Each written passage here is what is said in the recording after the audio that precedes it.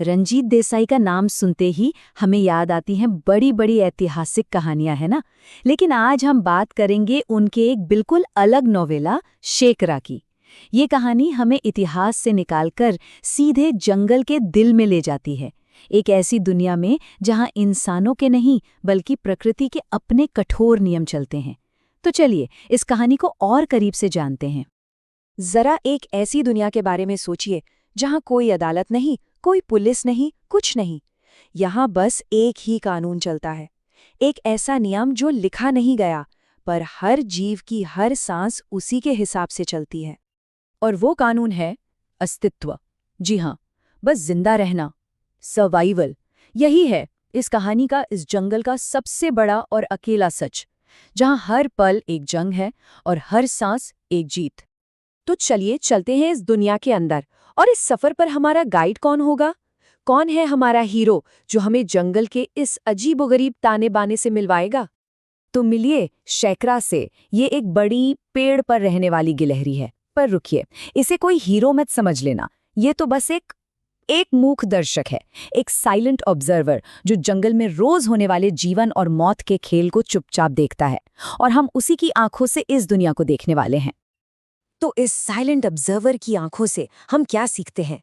हम कुछ ऐसी घटनाओं को देखेंगे जो हमें जंगल के असली नियम सिखाएंगी। हर घटना एक नया सबक। तो सबसे पहले देखते हैं बाघ और लंगूरों की कहानी को। यहाँ हमें पता चलता है कि इंस्टिंक्ट यानी सहज वृत्ति कितनी ताकतवर होती है, वो भी एक ऐसे मोड़ पर जहाँ इसकी उम्मीद भी नहीं होती।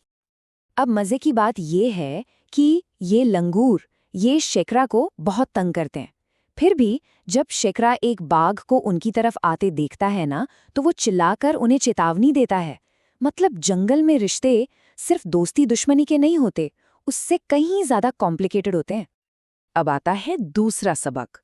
ये हमें सिखाता है कि जिंदा रहने के लिए क्या क्या सहना पड़ता है, और ये हम समझेंगे भालू और मधुमक्खी के छत्ते की कहानी से। जरा सोचिए उस भालू के बारे में। वो हजारों मधुमक्खियों के डंक खाता है, उस भयानक दर्द को सहता है। किस लिए? सिर्फ उस मीठे जान बचाने वाले शहद के लिए। ये दिखाता है कि सर्वाइवल की चाहत कितनी स्ट्रांग होती है। और अब बारी है तीसरे सबक की। ये हमें दिखाता है कि कैसे सुरक्षा की भावना एक कमजोर को भी सबसे ताकतवर शिकारी के सामने खड़ा कर देती है। ये सीन तो वाकई कमाल का है। एक गौर जिसके साथ उसका छोटा सा बच्चा है, वो जंगल के राजा बाघ से भिड़ जाता है। वो भागता नहीं बल्कि हमला करता है, और एक बार नहीं, दो दो बार बाघ को भगा देता है। यहाँ एक माँ की ममता शिकारी की भूख पर भारी पड़ जाती है। सब कुछ ठीक चल रहा था और फिर अचानक कहानी में एक ऐसा मोड़ आता है जो सब कुछ बदल कर रख देता है। पहले तो सिर्फ हवा में एक अजीब सी अनजानी सी महक आती है। ये एक चेतावनी है कि कुछ बहुत बुरा होने वाला है।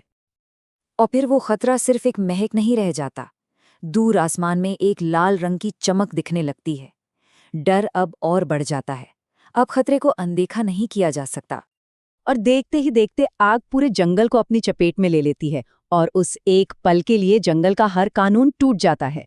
शिकारी, शिकार, बाघ, हिरण सब एक हो जाते हैं, एक ही दिशा में भागते हैं। बस एक ही मकसद है, अपनी जान बचाना।